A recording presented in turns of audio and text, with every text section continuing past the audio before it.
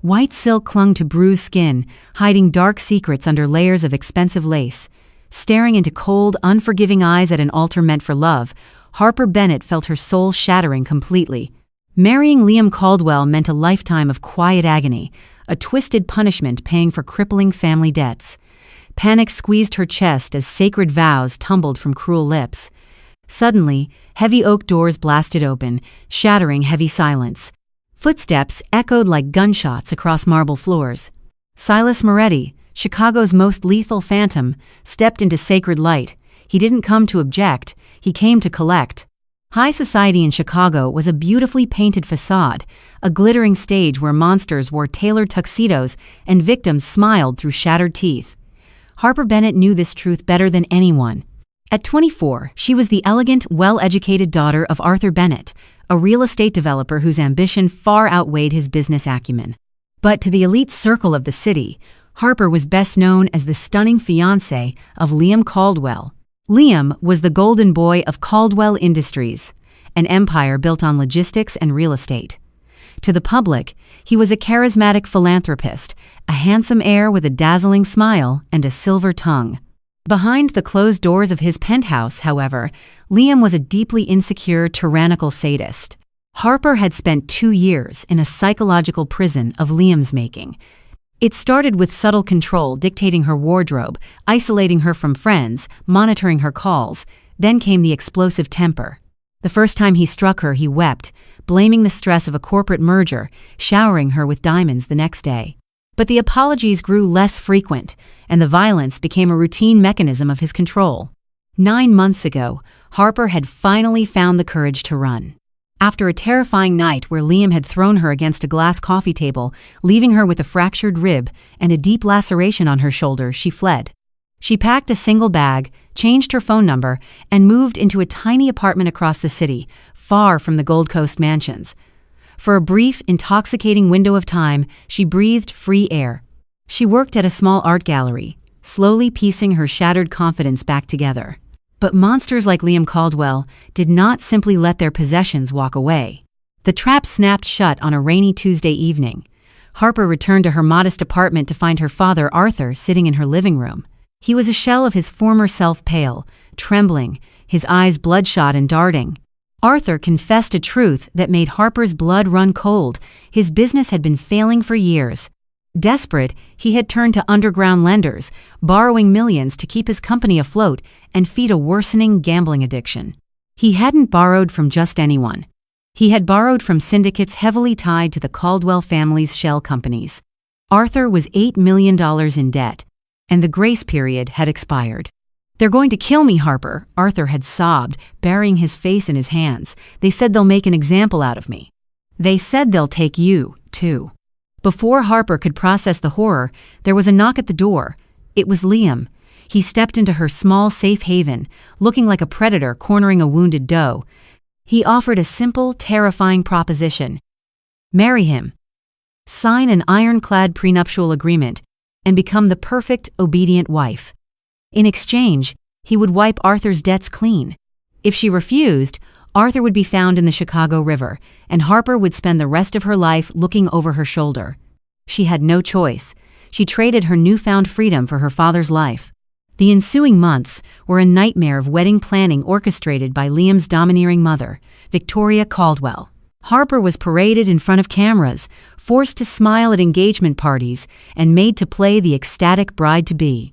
Every time she hesitated, every time the deadness in her eyes threatened to ruin the illusion, Liam was there. A tight grip on her waist, a bruising squeeze on her thigh under the dinner table, a whispered threat in her ear. She was entirely trapped. The police were useless. The Caldwells had half the precinct in their pockets. Running again would mean a death sentence for her father. Harper resigned herself to her fate. She would endure. She would become a ghost in her own body, surviving day by day in the golden cage Liam had built for her. As the wedding day approached, Liam's paranoia and possessiveness reached a fever pitch. He was terrified she would embarrass him, terrified she would find another escape hatch. He stationed private security outside her bedroom door. He dictated her diet to ensure she fit perfectly into the custom-made designer gown. The night before the wedding, as Harper stared blankly at the ceiling of her childhood bedroom, She realized she wasn't just losing her freedom, she was walking to her execution. The Harper Bennett who loved art, who laughed loudly, who dreamed of independence, she was going to die at the altar, replaced forever by Mrs. Liam Caldwell. The bridal suite at St. Jude's Cathedral smelled of hairspray, expensive white lilies, and suffocating anxiety. The cathedral was a magnificent Gothic structure, boasting vaulted ceilings and stained glass windows that filtered the afternoon sun into harsh, unforgiving columns of light. Outside, the pews were filling with Chicago's wealthiest and most corrupt figures, buzzing with anticipation for the social event of the season. Inside the suite, Harper stood perfectly still as two seamstresses made final adjustments to the train of her dress. It was a breathtaking creation, layers of heavy silk and intricate French lace that felt less like a wedding gown and more like a straitjacket. Her bridesmaid, Olivia, stood by the vanity, wringing her hands. Olivia was the only friend Harper had managed to keep, a loyal but deeply intimidated woman who suspected the dark truth of Harper's relationship but felt powerless to intervene against a family as powerful as the Caldwells. "You look beautiful, Harper," Olivia said, her voice wavering slightly. "Thank you," Harper replied. Her voice was flat, devoid of any emotion. She looked at her reflection in the full-length mirror. The makeup artist had done an exceptional job. Her skin was flawless, her cheekbones highlighted, her lips painted a soft rosy pink. But beneath a thick layer of high-coverage concealer on her upper left arm lay a cluster of dark, purplish bruises, a parting gift from Liam 2 nights prior when she had taken too long to answer his phone call. The door to the suite clicked open. The seamstresses and the makeup artist immediately froze, feeling the sudden drop in temperature. Liam stepped into the room. He wore a bespoke Tom Ford tuxedo that fit his athletic frame perfectly. His dark hair was meticulously styled, his jawline sharp and handsome. To the world, he was a prince. To Harper, he was the devil incarnate. "Leave us," Liam commanded, not taking his eyes off Harper. The attendant scrambled out of the room. Olivia hesitated, looking at Harper with terrified eyes. "Olivia!" "Now?" Liam snapped, his tone dropping to a dangerous octave. Olivia swallowed hard and scurried out, pulling the heavy door shut behind her. Liam slowly closed the distance between them. Harper forced herself not to flinch, keeping her chin high even as her heart hammered against her ribs like a trapped bird. "You look stunning, my love," Liam murmured, reaching out to trace the line of her jaw. His fingers were icy, a perfect, flawless bride. He leaned in close, his lips brushing against her ear. She could smell the expensive scotch on his breath. "I expect absolute perfection today, Harper. No tears, no hesitations. You will smile at the cameras. You will look at me like I am the center of your universe, and you will say your vows with conviction. If you embarrass me in front of the mayor, the governor, and my family—" His hand slid to the back of her neck, his fingers tangling roughly in her intricately pinned hair, pulling just hard enough to send a sharp spike of pain down her spine. "Arthur won't even make it to the reception," Liam finished, his voice a velvety whisper. "I understand," Harper managed to say, her voice trembling slightly. Liam smiled, a chilling contortion of his handsome features. He kissed her cheek, leaving a smear of cold dread behind. "Good girl, I'll see you at the altar." 10 minutes later, the grand organ began to play. The heavy bass notes vibrated through the stone floors, signaling the start of the march. Arthur Bennett appeared at the door to the suite. He looked 20 years older than his actual age, his shoulders slumped in his rented tuxedo. He didn't meet his daughter's eyes as he offered his arm. "I'm so sorry, Harper," he whispered, his voice cracking. "I'm so incredibly sorry." Harper didn't reply. She couldn't. She linked her arm through his, feeling the violent tremors racking his body. The massive wooden doors of the sanctuary swung open. Hundreds of faces turned to look at her. The flash of cameras from the hired press pool momentarily blinded her. At the end of the impossibly long aisle stood Liam, flanked by his father, Richard Caldwell. Liam's smile was radiant, triumphant. He was a conqueror waiting to claim his spoils. Harper put one foot in front of the other. The walk felt like a march to the gallows. She focused on the stained glass above the altar, refusing to look at the guests. She knew what they were: enablers, sycophants, people who would gladly step over her bleeding body to secure a business contract with Caldwell Industries. When they finally reached the altar, Arthur gave Harper's hand away. Liam seized it tightly, his thumb pressing punishingly into her knuckles as a silent reminder of his dominance. The Archbishop, an old friend of the Caldwell family, began the ceremony.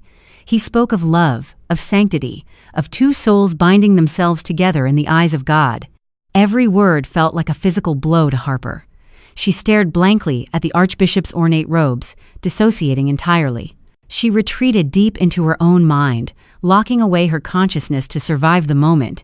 If anyone can show just cause why these two may not lawfully be joined together, the Archbishop intoned, his voice booming through the cathedral, a mere formality he had recited 1,000 times. Let them speak now, or forever hold their peace. A heavy, expectant silence hung over the congregation. Harper closed her eyes, waiting for the moment to pass, waiting for the final nail in her coffin. The interruption didn't start with a voice. It started with a sound that shook the very foundations of the cathedral. Boom! The colossal wrought-iron double doors at the entrance of the cathedral were violently kicked open, slamming against the stone walls with a deafening crash. The sound echoed like a bomb blast, cutting through the serene silence of the sanctuary. The organist shrieked, her hands slipping off the keys in a discordant cluster of notes. The entire congregation gasped, twisting in their pews to look back. At the altar, Liam's triumphant smile vanished, replaced by a scowl of intense irritation. Security, he hissed under his breath. But the cathedral's private security team was nowhere to be seen. Instead, standing in the massive archway, silhouetted against the bright afternoon light, was a wall of men in immaculate, dark, tailored suits. They moved with terrifying synchronized precision, stepping into the church and immediately fanning out, securing the exits and lining the aisles. At the center of the formation walked a man who commanded the room the second his leather shoe touched the marble floor. Silas Moretti. He was a myth whispered in the darkest corners of Chicago's elite boardrooms. He was the head of the Moretti Syndicate, an organization that didn't just operate in the underworld, but controlled the very arteries of the city's commerce. He was towering, broad-shouldered, and terrifyingly handsome. His dark hair was swept back, and his sharp, angular face was marred only by a thin, faded scar that slashed through his left eyebrow. He moved with the slow, predatory grace of an apex predator that knew it was completely unopposed. As Silas walked down the long, red-carpeted aisle, the temperature in the cathedral seemed to plummet. Guests visibly shrank back in their pews, pulling their designer coats tight around themselves. Whispers erupted like a lit fuse. Is that him? What is Moretti doing here? Don't look at him. Avert your eyes. At the altar, the color drained entirely from Richard Caldwell's face. The patriarch of the Caldwell family looked as though he were staring at the Grim Reaper himself. His hands began to shake uncontrollably. What the hell is the meaning of this? Liam barked, stepping forward, letting go of Harper's hand. He puffed out his chest, trying to project authority, but his voice lacked its usual venom. This is a private event. You are trespassing. Silas didn't even look at Liam. He didn't acknowledge the heir's existence. He stopped a few feet from the steps of the altar. His hands casually slipped into the pockets of his custom charcoal suit. His cold, dark eyes locked onto Richard Caldwell. Richard, Silas said. His voice was a low, resonant baritone that carried easily to the back of the silent church. It was completely calm, devoid of anger, which made it all the more terrifying. You missed our meeting on Friday. I don't like it when people miss my meetings. Silas, Richard stammered, raising a trembling hand. Please, not today. It's my son's wedding. I swear to you, the funds are being transferred on Monday. The accounts were just frozen by a regulatory hold. Lies bore me, Richard, Silas interrupted smoothly. He pulled a folded piece of heavy parchment from his inner jacket pocket and flicked it open. You don't have the funds. You haven't had the funds for 6 months. You thought you could launder $30 million of my money through your offshore logistics firm, siphon off the top, and cook the books. A collective gasp swept through the wealthy congregation. The Caldwells' reputation was disintegrating in real time. You son of a bitch, Liam roared, stepping aggressively toward Silas. You don't come into my church and insult my family. Get out before I have you arrested. Silas finally shifted his gaze to Liam. The look in the Mafia boss's eyes was one of utter, dismissive boredom. He gave a microscopic nod. Instantly, 2 of Silas's men surged forward. Before Liam could even raise his fists, one man drove a devastating blow into Liam's abdomen. As Liam doubled over, gasping for air, the second man kicked the back of his knees, forcing the golden boy of high society to fall hard onto the marble floor. One of the enforcers casually stepped on the back of Liam's expensive tuxedo jacket, pinning him like a squashed insect. "Liam!" Victoria Caldwell shrieked from the front pew, attempting to rush forward, but a massive man in a dark suit simply stepped in her path, blocking her with an unmovable presence. Harper stood frozen. Her heart was beating so fast it blurred into a continuous hum in her ears. She was watching her nightmare, her untouchable abuser, brought low in a matter of seconds. The power dynamic of her entire world was being violently rewritten. "The debt is due, Richard," Silas said, stepping closer to the altar. $30 million, plus interest, plus the penalty for insulting my intelligence. I am taking Caldwell Industries. I am taking the estates. I am taking the accounts. Richard dropped to his knees, openly weeping. "Please, Silas, I beg you, you'll ruin us. We'll be on the streets." "You are already ruined," Silas corrected him softly.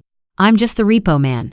Silas turned his dark gaze away from the pathetic figure of Richard Caldwell. For the first time, his eyes landed on Harper. He looked at her slowly, taking in the suffocating dress, the rigid posture, the sheer terror in her eyes. But as his gaze moved upward, he stopped. His eyes narrowed slightly as they locked onto the faint discoloration peeking out from beneath the thick concealer on her upper arm, the bruise. A dangerous, violent energy suddenly radiated from Silas. The bored businessman vanished, replaced by something lethal. He looked down at Liam, who was still struggling on the floor, groaning in pain. "And," Silas said, his voice dropping to a deadly whisper that sent shivers down Harper's spine, "I'll take the bride as collateral." Harper gasped, taking a step back, her heel catching on the heavy train of her dress. "No!" Liam choked out from the floor, spitting blood onto the marble. "She's mine!" "She's mine now," Silas stated, his tone leaving absolutely zero room for negotiation. He stepped up onto the altar and extended a large, scarred hand toward Harper. "You have a choice, Miss Bennett," Silas said softly. "Just for her. Stay here, marry a man who likes to use his fists on women, and go down with his sinking ship. Or take my hand, walk out of those doors, and your father's debt to the Caldwells is entirely erased." Harper looked from Silas's outstretched hand to Liam, who was glaring up at her with murderous, psychotic rage. If she stayed, Liam would kill her for this humiliation. He would blame her. She looked back into the dark, unfathomable eyes of Silas Moretti. He was a criminal, a killer, the devil himself. But as she looked at his hand, she realized something profound. The devil wasn't trying to chain her. He was offering her a way out of hell. Without a single tear, Harper reached out and placed her small, trembling hand into the firm, warm grip of the Mafia boss. Silas's fingers closed securely around hers. He turned her away from the altar, away from Liam's screaming, away from the gasping crowd. "Let's go," Silas commanded. Together, they began the long walk back down the aisle, leaving the shattered remains of the Caldwell Empire bleeding out on the altar behind them. The heavily armored black Maybach tore down Lakeshore Drive, putting miles between Harper and the shattered remains of St. Jude's Cathedral. Inside the soundproof cabin, the silence was absolute, thick with adrenaline and unspoken questions. Harper sat rigid against the plush leather, her massive wedding dress swallowing the back seat. She was trembling violently, the shock of the afternoon finally breaking through her dissociation. Next to her sat the man who had just ripped her from the jaws of a monster, only to pull her into the orbit of a demon, Dante Moretti. He hadn't spoken a word since they left the church. He was busy typing on an encrypted phone, his jaw set in a hard, unforgiving line. Without looking up from his screen, Dante reached beside him, picked up a heavy cashmere overcoat, and draped it over Harper's shivering shoulders. The coat smelled of cedar, expensive espresso, and gun oil. It was terrifyingly warm. "Breathe, Miss Bennett," Dante commanded, his voice a low, soothing rumble that contrasted sharply with his lethal reputation. "You are safe. No one follows me without my permission." "Where are we going?" Harper whispered, her voice hoarse. "To my estate in Lake Forest. It is a fortress. Liam Caldwell could bring the entire Chicago Police Department to the gates, and they wouldn't get past the front lawn." Dante finally put his phone away and turned to look at her. His dark eyes analyzed her face, scanning the fear, the exhaustion, and the underlying steel that had allowed her to survive Liam for so long. you need to understand something immediately. I called you collateral back there to sell the narrative. I needed Liam to believe he lost his prized possession, but I do not traffic in human beings. You are not a prisoner." Harper blinked, confusion cutting through her panic. "Then what am I?" "You are the final nail in the Caldwell coffin," Dante stated coldly. "Charles Caldwell stole from me. He laundered my money and thought he could hide it behind his son's glossy public image. I am systematically dismantling their logistics empire. By taking you, I took Liam's leverage over your father, and I struck a psychological blow that will make Liam reckless. Reckless men make fatal mistakes. My father." Harper choked out, tears finally spilling over her lashes. "Liam said his men would kill him." "Your father is currently sitting in a private jet halfway to Geneva," Dante interrupted smoothly. "My associates retrieved him from his apartment 10 minutes before I walked into that church. His debts to the underground lenders have been absorbed by my syndicate. He is untouchable." A sob tore from Harper's throat. The crushing weight that had suffocated her for months vanished in an instant. Her father was safe. She was out of Liam's grasp. She buried her face in her hands, the heavy lace of her sleeve scratching her cheeks, and cried until her lungs burned. Dante didn't try to comfort her. He simply gave her the space to shatter, handing her a pressed linen handkerchief. An hour later, the Maybach passed through a set of massive iron gates, driving up a long, winding driveway flanked by ancient oak trees. The Moretti estate was a sprawling modern architectural masterpiece of glass, dark wood, and stone, heavily guarded by men in tactical gear who patrolled the perimeter with imposing dogs. Dante led her inside. The foyer was breathtaking, adorned with real museum-quality artwork and sweeping staircases. It felt less like a Mafia compound and more like the private retreat of a billionaire tech mogul. "Doctor Evans is waiting in the guest wing," Dante said, motioning for a quiet, impeccably dressed housekeeper to step forward. "She is a private physician. She will document every bruise, every fracture, and every laceration Liam Caldwell inflicted upon you." Harper froze, her defensive instincts flaring. "Document them? Why?" Dante stopped, turning to face her fully.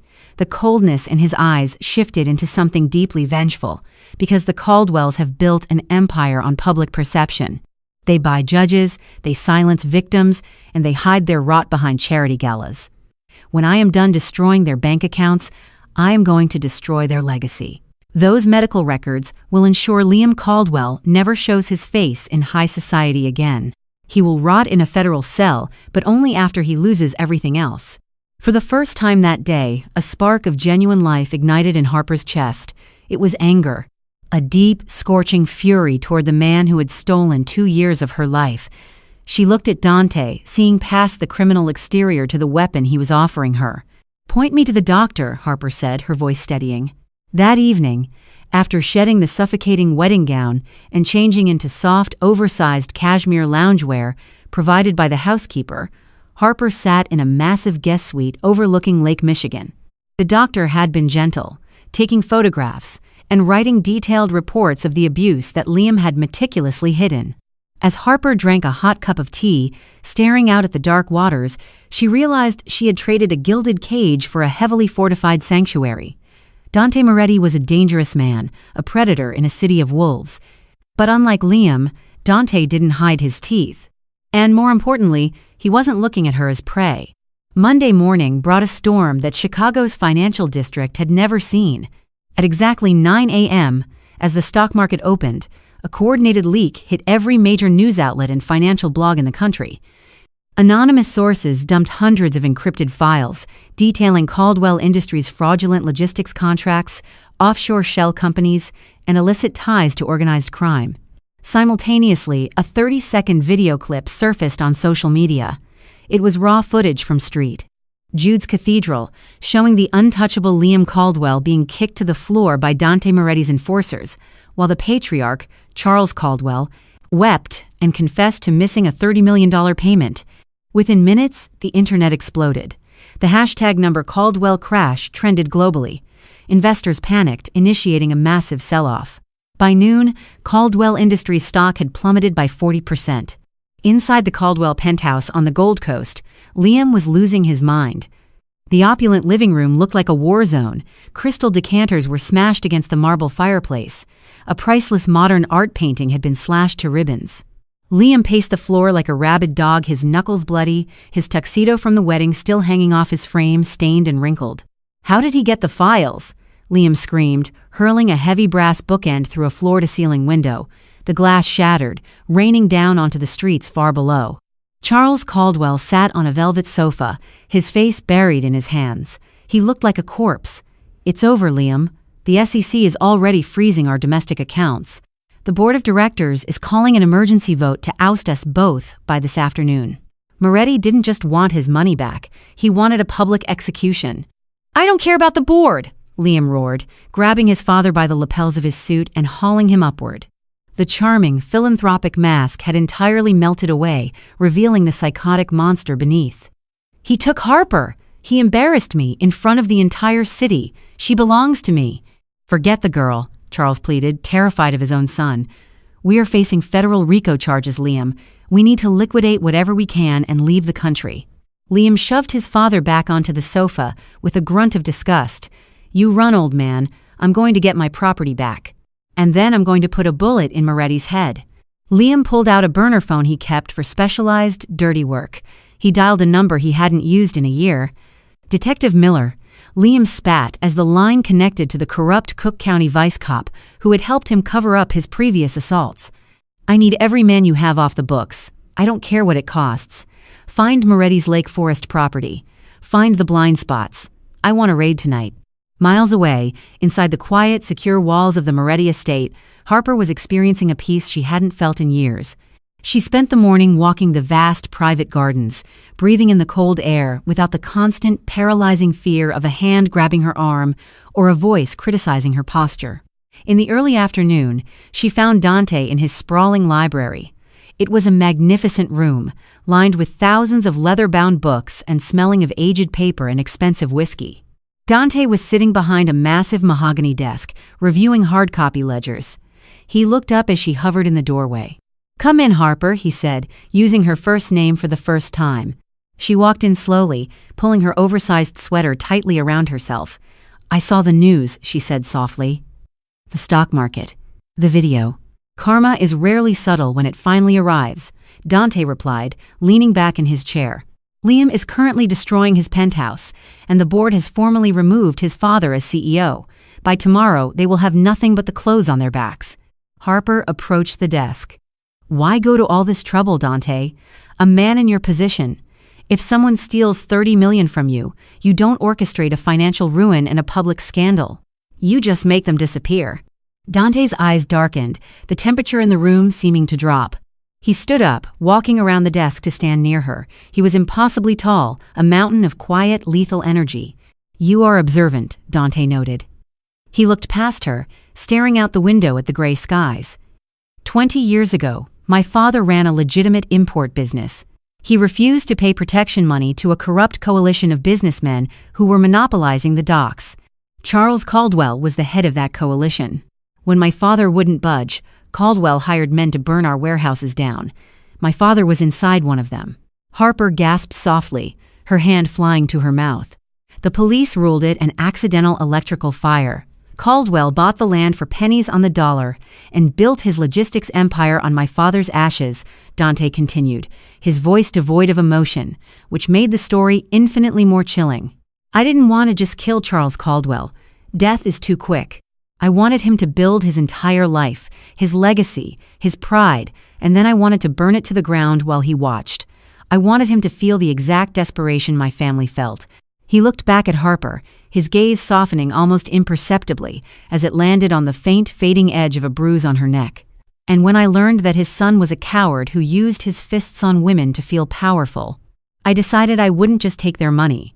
I would take the one thing Liam Caldwell valued above all else, his perfect, submissive trophy." Harper looked into the eyes of Chicago's most feared criminal and realized they shared a profound, unspoken bond. They were both survivors of the Caldwell family's unchecked greed and cruelty. "He won't stop, Dante," Harper warned, a shiver running down her spine as she remembered the absolute madness in Liam's eyes. "He is deeply unstable, humiliating him publicly. It will trigger a psychotic break. He will come for me. Dante reached out, his large, calloused hand gently brushing a stray lock of hair behind her ear. The touch was entirely devoid of violence, contrasting sharply with the brutal promises leaving his lips. "Let him come," Dante whispered, a terrifying, predatory smile curving his lips. "I have been waiting 20 years to bury a Caldwell. If Liam wants to dig his own grave on my front lawn, I will gladly hand him the shovel." A torrential downpour battered the reinforced glass of the Lake Forest estate on Tuesday night, turning the sprawling grounds into a dark, muddy quagmire. Inside, the atmosphere was a heavy, suffocating calm before an inevitable storm. The financial ruin of Caldwell Industries was absolute. News networks looped footage of federal agents carrying boxes out of the Caldwell corporate headquarters on Michigan Avenue. Yet, Dante Moretti remained on high alert. He knew cornered animals were the most dangerous, and Liam Caldwell had nothing left to lose but his twisted obsession.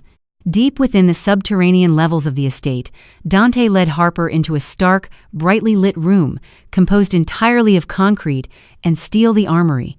The walls were lined with customized tactical gear, rifles, and communication arrays. It was a chilling reminder of the world Dante truly inhabited. Dante walked to a heavy steel table, picked up a sleek, matte black Glock 43X, and dropped the magazine. He cleared the chamber with smooth, practiced efficiency before placing the weapon on the table in front of Harper. "Your father's debt is erased, and your abuser's empire is dust," Dante said, his deep voice echoing slightly off the concrete walls. "But freedom is not something you are simply handed, Harper. It is something you must be prepared to defend." Harper stared at the cold metal. 2 days ago, she had been paralyzed by the mere sound of Liam's footsteps. Now she was standing in a Mafia syndicate's armory, being offered the ultimate equalizer.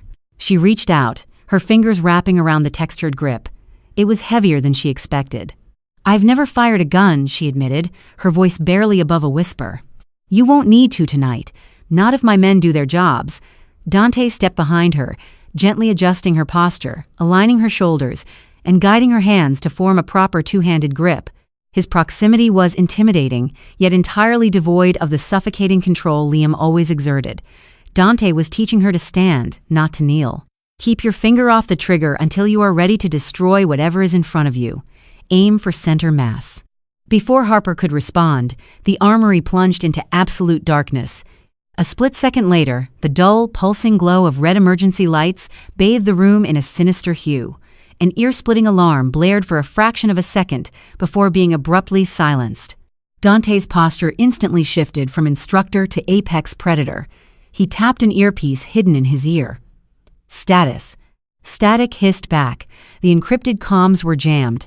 "They cut the hard lines and triggered an EMP pulse on the local cellular towers," Dante murmured, grabbing a suppressed Heckler & Koch MP5 from the wall rack. His eyes were cold, calculating. Liam didn't just hire thugs. He bought a tactical team. "How did they get past the outer gates without tripping the perimeter alarms?" Harper asked, panic finally beginning to spike in her chest. Dante's jaw tightened, because Caldwell Logistics didn't just move freight. 10 years ago, they acquired the cybersecurity firm that laid the fiber optic network for this entire zip code. Liam has the architectural blueprints and the backdoor codes to my grid. A muffled, heavy thud echoed from the floors above, followed by the distinct, terrifying sound of suppressed gunfire. Puffed, puffed, puffed. The siege had begun.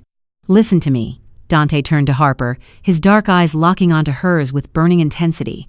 "You take the service elevator shaft up to the 3rd floor. There is a reinforced panic room behind the library's fireplace. The passcode is your father's birth year. Lock the door and do not open it for anyone but me." "What about you?" Harper clutched the Glock, her knuckles turning white. Dante racked the bolt of his submachine gun, a predatory smile touching the corner of his mouth. "I am going to remind Liam Caldwell why the city of Chicago belongs to me." Harper ran. She navigated the dimly lit servant corridors, her heart hammering wildly against her ribs. The massive house had transformed into a war zone. The smell of ozone and burnt gunpowder began to filter through the central air vents. She heard shouts, the shattering of expensive glass, and the heavy boots of unauthorized men sweeping the grand foyer. She reached the 3rd floor, slipping down the long carpeted hallway toward the library. The storm raged outside, lightning briefly illuminating the dark oak-paneled walls. She reached the heavy double doors of the library and pushed them open, stepping into the cavernous room. She moved quickly toward the massive stone fireplace, reaching out to feel for the hidden keypad Dante had described. "I spent $2 million renovating this estate's security grid 5 years ago, Harper," a voice dripped from the shadows, slick with madness and triumph. "Did you really think I wouldn't know about the panic room?" Harper froze. From the dark corner of the library, near the sprawling mahogany desk, Liam Caldwell stepped into the faint ambient light. He looked entirely deranged. His designer clothes were soaked with rain and smeared with mud. His eyes were bloodshot, completely devoid of the charming veneer that had fooled high society for years. In his hand, he held a heavy silver revolver, and it was pointed directly at her chest. "You have no idea what you've done," Liam hissed, closing the distance between them. The heavy oak doors of the library clicked shut behind him, sealing them inside.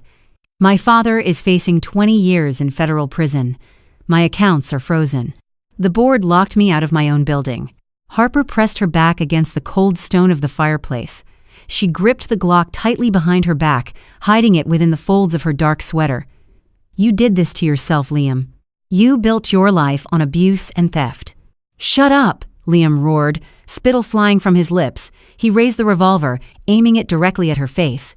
"You were mine. You were supposed to stand there, smile, and fix my public image.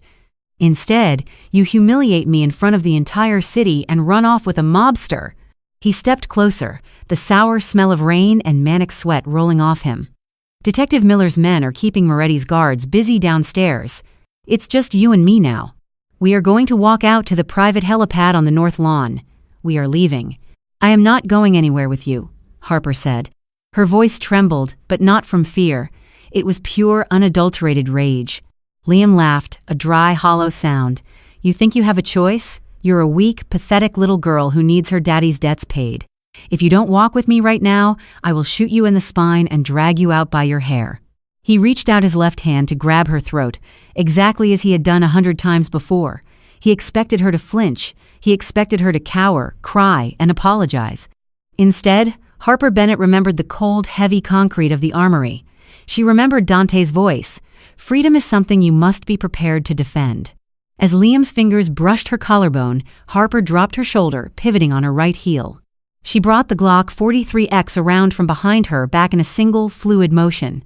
She didn't hesitate. She didn't close her eyes. She pulled the trigger.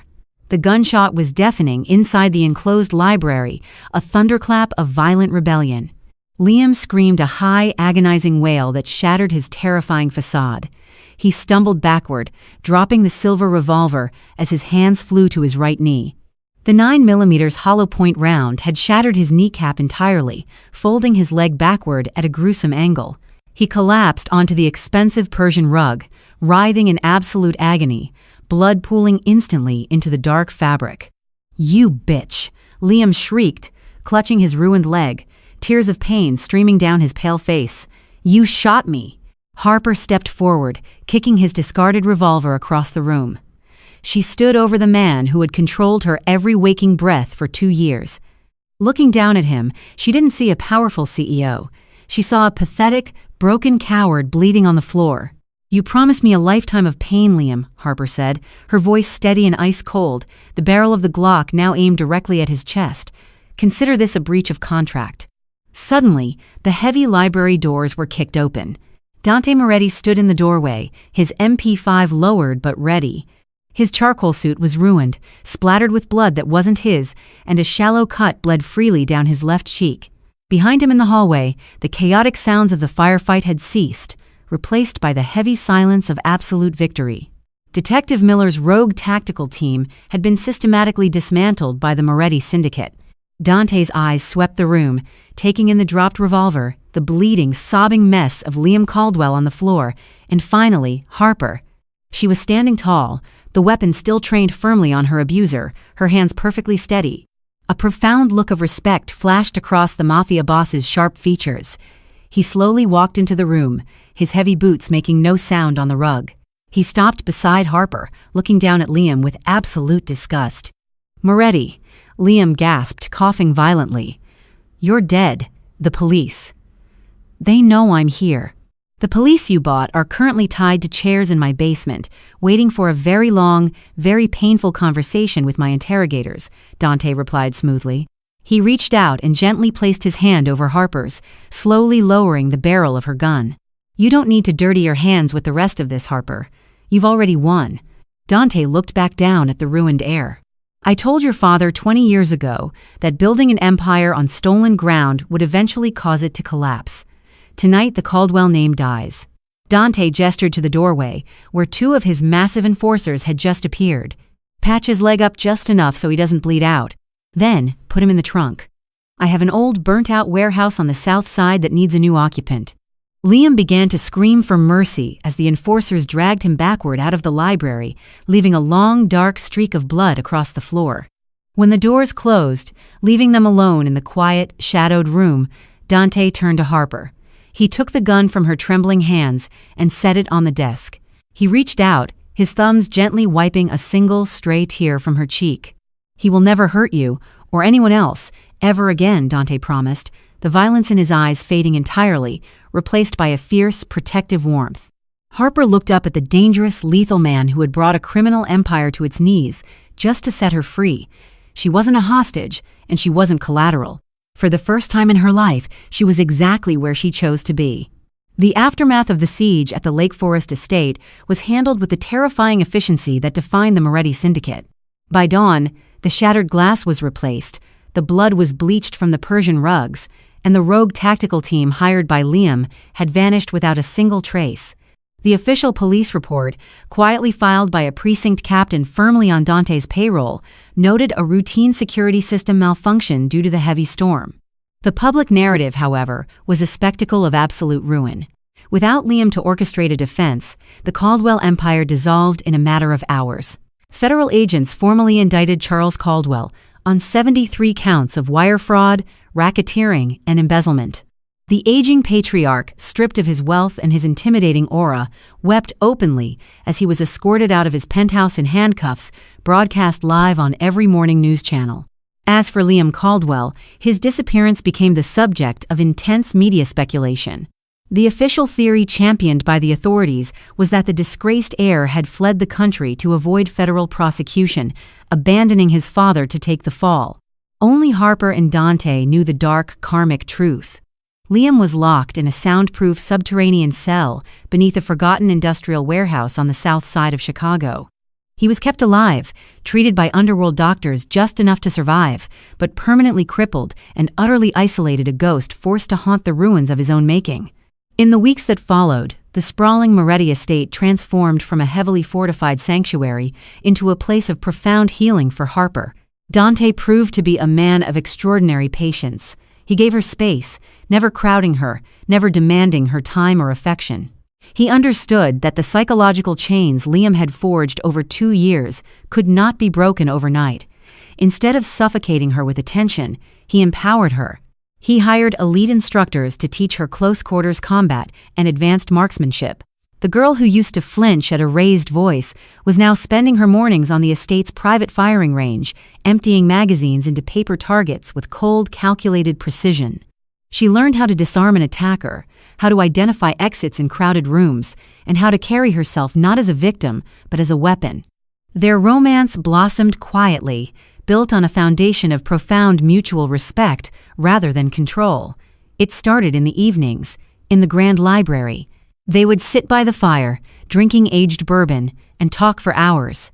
Dante shared the brutal realities of his world, the burden of running a criminal syndicate, and the heavy toll of maintaining order in a city of wolves. Harper shared her dreams, the ones Liam had belittled and crushed. She spoke of her love for art, her desire to curate exhibitions, and her passion for giving a platform to unknown artists. "Then do it," Dante said one evening, setting his crystal glass on the mahogany table. The firelight cast sharp, handsome shadows across his scarred face. Harper looked down at her hands. "It requires capital. It requires a network. Liam made sure I lost all my contacts in the art world." "You are under my protection now, Harper," Dante replied, his dark eyes locking onto hers with unwavering intensity. "My network is your network, my capital is your capital. I did not pull you out of that cathedral so you could hide in my house. I pulled you out so you could conquer your own world." The next morning, Dante transferred a staggering sum into an offshore account under her name, entirely untraceable and solely hers to control. He didn't ask for a business plan. He didn't demand equity. It was a gesture of absolute, unshakable trust. Over the next 6 months, Harper threw herself into her passion. She purchased a stunning, multi-level industrial loft in the West Loop, transforming the raw brick and steel into a breathtaking modern art gallery. She traveled across the country, sourcing brilliant, provocative pieces from artists who had been overlooked by the mainstream establishment. She was no longer the tragic, bruised fiancée of a narcissistic monster. She was Harper Bennett, a formidable, independent force in Chicago's cultural scene. And standing quietly in the shadows, ensuring no one ever dared to cross her, was the most dangerous man in the city. Rain lashed against the heavy industrial skylights of the newly inaugurated Obsidian Gallery, casting fractured, shifting shadows across the polished concrete floors. Located in the heart of Chicago's booming West Loop, the multi-level space was a masterpiece of modern architecture, blending raw brick with sleek, unforgiving steel. It was exactly 1 year to the day since the disastrous wedding at St. Jude's Cathedral. A year since Harper Bennett had walked into a cathedral as a sacrificial lamb and walked out under the terrifying protection of the city's most lethal syndicate boss. Tonight, the gallery was hosting its premiere exhibition, a collection appropriately titled Karmic Debts. Harper stood alone on the floating glass mezzanine, gazing down at the pristine space before the doors officially opened to the public. She wore a backless, midnight blue velvet gown that cascaded to the floor like liquid shadow, the dark fabric a stark, deliberate rejection of the suffocating white lace Liam Caldwell had once tried to trap her in. Her posture was flawless, her spine made of tempered steel. The trembling, terrified girl who used to hide her bruises beneath thick layers of expensive concealer was dead and buried. In her place stood a formidable, untouchable force. The exhibition below featured provocative, visceral pieces from unknown artists, sculptures of shattered chains, paintings depicting golden cages melting under intense heat, and dark, brooding portraits of predators caught in their own traps. Every piece was a reflection of her survival. She had used the untraceable capital Dante Moretti had provided to build an empire of her own, completely independent of the corrupt high society that had once turned a blind eye to her suffering. A soft chime echoed through the cavernous space, signaling the unlocking of the main entrance doors. Within minutes, the Obsidian Gallery began to fill with Chicago's elite. Politicians, wealthy investors, and prominent socialites poured in, holding flutes of expensive champagne. Many of these faces belonged to the exact same hypocrites who had sat in the pews a year prior, eagerly waiting to watch Harper be traded to the Caldwell family to settle her father's debts. Now they milled about her gallery, desperate for an invitation into her orbit, terrified of the invisible, heavy shadow of the Moretti syndicate that covered her every move. Harper descended the floating glass staircase with the slow, deliberate grace of a monarch observing her court. Conversations hushed as she glided past, guests parting to give her a wide berth, offering nervous smiles and polite nods. Just as she reached the center of the exhibition floor, a sharp, dissonant voice cut through the low hum of classical music and clinking crystal. "You ruined us. You ruined everything." The crowd parted, revealing a ragged, desperate figure. It was Victoria Caldwell, Liam's mother. The once imperious matriarch of the Caldwell Empire was unrecognizable. Her platinum blonde hair was unkempt, showing dark gray roots. The designer couture she used to flaunt had been replaced by a wrinkled, off-the-rack trench coat that hung loosely on her emaciated frame. Victoria's eyes were wild, red-rimmed, and filled with venomous hatred.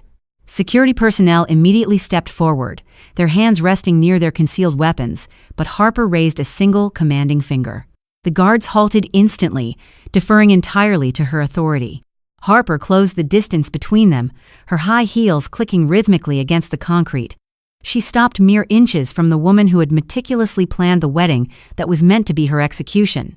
Harper felt no fear, only a profound, icy calm. "Victoria," Harper said, her voice smooth and completely devoid of pity, "you were not on the guest list. Where is he?" Victoria hissed, tears spilling over her wrinkled cheeks, her hands trembling violently. "Where is my son? The federal agents took Charles. They seized our homes. They froze the accounts. but Liam vanished. You know what that monster Moretti did to him. Tell me where my boy is. Harper stared at the broken woman. A year ago, Victoria had stood in a bridal fitting room and coldly instructed Harper to cover up a fresh bruise on her cheek so it wouldn't ruin the wedding photographs. Your son built a life on breaking people who were smaller than him, Harper replied, her tone carrying easily across the dead silent gallery. He believed his wealth made him untouchable. You enabled him. You watched him hurt me, and you handed him the tools to do it. You built the house of cards, Victoria. You do not get to cry when a stronger wind finally blows it down. He loved you, Victoria shrieked, a desperate, delusional plea. He loved possessing me, Harper corrected sharply, her eyes hardening into chips of blue ice. And now, he possesses nothing. The Caldwell legacy is ash. Your husband will die in a federal penitentiary. And as for Liam, his fate is exactly what he earned. Escort Mrs. Caldwell out. If she returns to my property, have her arrested for trespassing. The security guards moved with brutal efficiency, taking Victoria by the arms and dragging the screaming, sobbing woman out into the cold Chicago rain. The heavy glass doors sealed shut behind her, cutting off her wails. The elite guests watched in stunned, terrified silence. Harper simply turned, took a fresh glass of champagne from a passing waiter, and took a slow sip. The temperature in the room suddenly dropped, a heavy electric tension rolling over the crowd. The guests near the entrance instinctively scattered. Dante Moretti had arrived. The head of the syndicate wore a bespoke charcoal gray suit that accentuated his broad, intimidating frame. His dark hair was swept back, and the faint scar running through his left eyebrow caught the gallery's lighting, making him look every bit the lethal predator he was. He moved through the wealthy crowd without acknowledging a single person, his dark, calculating eyes locked entirely on Harper. He stopped in front of her, the dangerous aura radiating from him forming an invisible barrier that kept the rest of the room at a terrified distance. An impressive display, Dante murmured, his voice a deep, resonant rumble meant only for her ears. You handled the ghost of your past with absolute perfection. She was looking for a grave to cry over, Harper replied softly, stepping closer to him, finding immediate comfort in his overwhelming presence. I simply reminded her that she dug it herself. Dante offered his arm. Walk with me. Together, the untouchable pair ascended the glass staircase, returning to the isolated sanctuary of the mezzanine. They stood by the railing, looking down at the empire she had built and the high society that now bowed to her. Charles's final appeal was denied this afternoon, Dante stated casually, his thumb gently tracing the knuckles of her hand as he held it. He is being moved to a supermax facility in Colorado. He will spend 23 hours a day in a concrete box until his heart gives out. And Liam? Harper asked, staring down at a sculpture of a broken iron cage. A terrifying, vengeful shadow passed over Dante's handsome face, still residing in the subterranean levels of the South Side warehouse. My medical staff ensures his shattered knee will never fully heal, providing a constant, agonizing reminder of the night he tried to lay his hands on you. He sits in total darkness. He eats what is slid under his heavy steel door. He has not heard another human voice in 365 days. He is experiencing the exact, suffocating isolation he forced upon you, but his cage has no key. Hard karma had struck with absolute, devastating precision. Harper felt a profound wave of closure wash over her soul. The monsters were chained in the dark, and she was standing in the light. She turned to face Dante fully. Over the past year, he had been her protector, her mentor, and her fiercely loyal partner. He had never once demanded her submission, only her strength. He had handed her the tools to conquer her trauma and stood guard while she rebuilt her life from the ruins. You told me once that walking beside you meant stepping permanently into the shadows, Harper whispered, stepping into his personal space, her hands resting flat against the lapels of his expensive suit. It is a violent world, Harper, Dante replied, his hands settling firmly on her waist, his dark eyes searching hers for any sign of hesitation. I have enemies who would use you to get to me. I bring danger. I survived the false, glittering safety of the Caldwells, Harper said, her voice steady, powerful, and utterly convinced. I am not afraid of your world, Dante. I am not a guest in your syndicate anymore. I don't just want your protection. Dante's breath hitched slightly, his grip on her waist tightening. What do you want, Harper? I want the crown, she smiled, a fierce, triumphant light burning in her eyes. I want to rule the dark with you. I want to be your wife." For a fraction of a second, the Lethal Syndicate boss looked genuinely stunned. Then, a slow, incredibly warm smile broke across his scarred face, transforming him entirely. The cold, calculating killer vanished, replaced by a man irrevocably, intensely devoted to the woman standing before him. "You were the queen the moment you pulled that trigger in my library," Dante murmured, his voice dropping to a gravelly whisper. He pulled her flush against his chest, his mouth capturing hers in a deep, consuming kiss that tasted of aged bourbon and unbreakable promises. It was a seal of absolute loyalty, a pact forged in the fires of vengeance and survival.